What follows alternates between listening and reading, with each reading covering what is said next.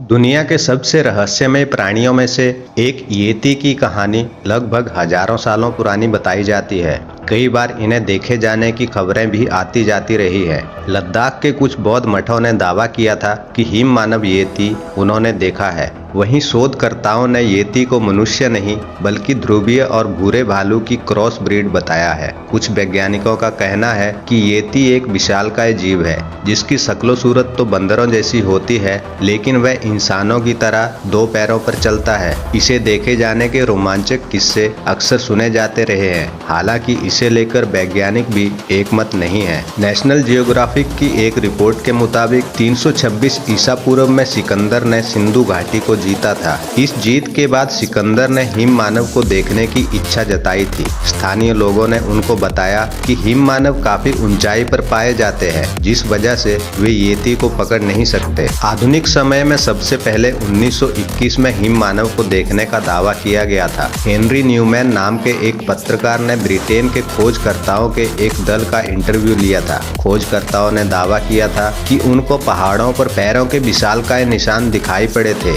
उनके गाइड ने बताया था कि वे निशान मेतोहो कांगमी के हैं। मेतोहो का मतलब होता है आदमी जैसा दिखने वाला भालू और कांगमी का मतलब बर्फ पर पाया जाने वाला इंसान। टेलीग्राफ यूके की एक रिपोर्ट के मुताबिक 1925 में एन ए तोम्बाजी नाम के एक फोटोग्राफर ने येती के हुलिये के बारे में बताया था। उन्होंने बताया था उसकी आकृति बिल्कुल इंसान के जैसी थी। वह सीधा खड़ा होकर चल रहा था। बर्फ के बीच उसका डार्क कलर नजर आ रहा था। जहां तक मैं देख पाया उसने कोई कपड़ा नहीं पहन रखा था। इस तरह के दावे कई लोगों ने किए, लेकिन उन्होंने इसका कोई सबूत नहीं दिया। पहली बार अगर किसी ने सबूत दिखाने का काम किया तो दुनिया के विख्यात पर्वतारोही एरिक सिम्पटन ने। 1951 में ब्रिटिश पर्वतारोही एरिक सिम्पटन एवरेस्ट पर चढ़ने के लिए एक वैकल्पिक मार्ग की तलाश पर निकले थे। इस दौरान उन्हें पैरों के विशालकाय निशान मिले। उन्होंने इनको अपने कैमरे में कैद कर लिया। इसके बाद हिमालय पर काल्पनिक महामानव के होने की चर्चा फिर सुर्खियों में छा गई।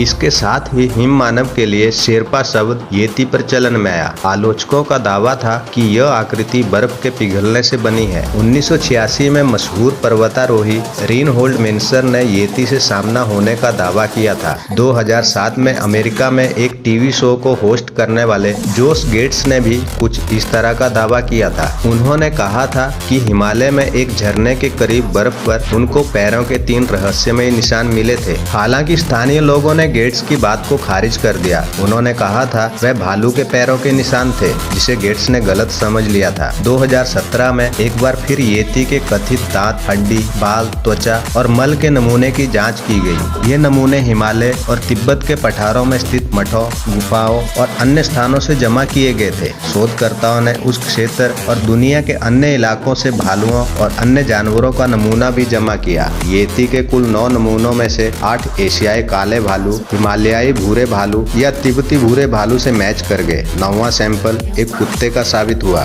भारत, भूटान, नेपाल और तिब्बत की संस्कृति में येती नाम खास महत्व रखता है। नेपाल में आपको लग्जरी होटल या एयरलाइंस के नाम में येती जुड़ा हुआ मिल जाएगा। वैज्ञानिक शोध में क्या दावे किए गए इससे कोई मतलब नहीं है। येती को लेकर इस क्षेत्र के बुजुर्ग और बच्चों में अब भी उत्सुकता पाई जाती है। दोस्तों, वीडियो अच्छा लगा हो तो वीडियो को लाइक करें और चैनल को सब्सक्राइब करें।